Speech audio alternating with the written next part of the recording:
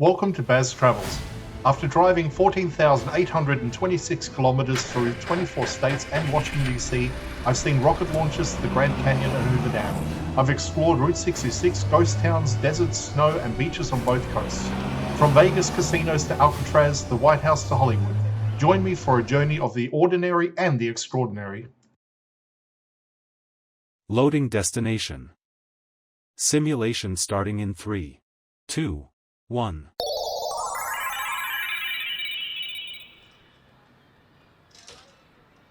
To look around, move your phone or tablet. Click and drag if on a computer or move your head if using a VR headset. Please like and subscribe. Welcome to episode 92. We are continuing our look around San Francisco. Today we walk around City Hall, cross Van Ness Avenue to the Opera Building, and then continue towards the Louise M. Davies Symphony Hall.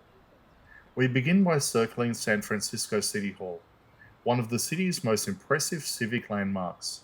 Its monumental Beaux Arts design, completed in 1915, was part of the same urban plan that created the Civic Center Plaza, a coordinated vision of symmetry, grandeur, and public pride after the 1906 earthquake.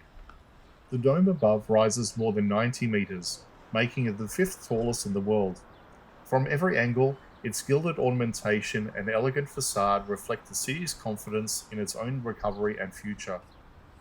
Walking around the perimeter, the details reveal themselves: Corinthian columns, sculpted reliefs, and the long colonnades that have framed their entrances. Inside, this building has witnessed moments that shape local and international history.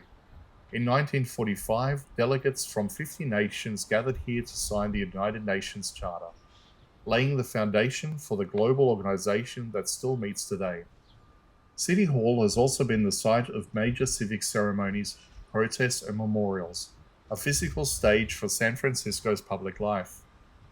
Crossing Van Ness Avenue, we enter into the city's cultural heart, a district dedicated to performance and the arts. Directly ahead stands the War Memorial Opera House, completed in 1932 and one of the finest examples of American neoclassical architecture.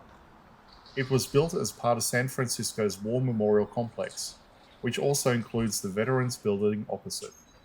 The Opera House is home to the San Francisco Opera and the San Francisco Ballet, both amongst the oldest performing arts companies in the United States. The building's design is deliberately grand, sweeping staircases, marble foyers, and gilded detailing that rival European opera houses.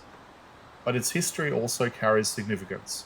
In 1951, the Japanese peace treaty was signed here, officially ending World War II and restoring Japan's sovereignty. Few cities can claim that both the United Nations and a peace treaty were born within the same civic square. Continuing along Van Ness Avenue, we come to the Louise M. Davies Symphony Hall, completed in 1980 as a modern counterpoint to the classical opera house beside it. Its curved glass facade and sweeping interior design reflect the acoustical precision required for symphonic performance.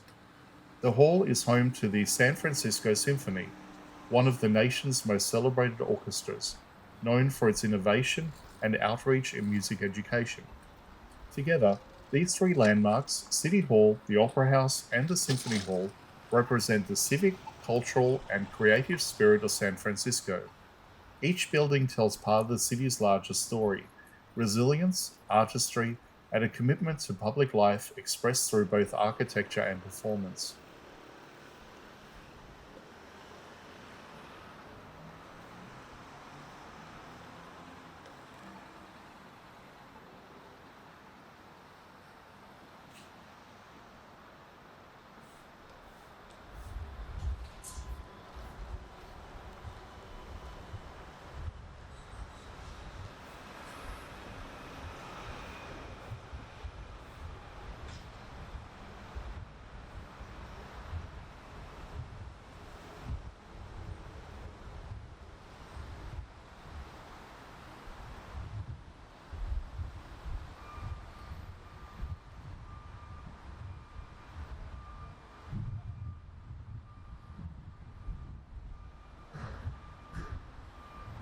That concludes today's episode.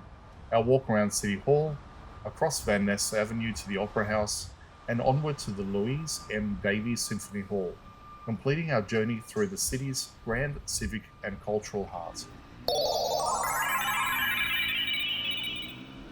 Simulation terminated. Please comment, like and subscribe.